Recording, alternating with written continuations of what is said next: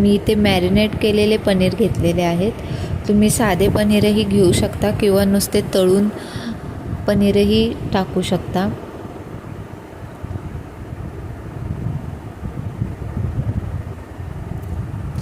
आता हे छान व्यवस्थित एकत्रित करून घेऊयात आणि झाकण ठेवून आपण 5 मिनिट याला शिजवून द्यायचं आहे.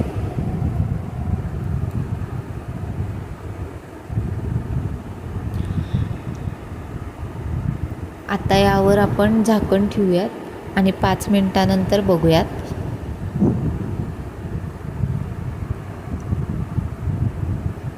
पाच मिनिट झालेली आहेत. बघू शकता आपण कसा त्याला छान रंग आलेला आहे आणि थिकही झालेली आहे आपली भाजी.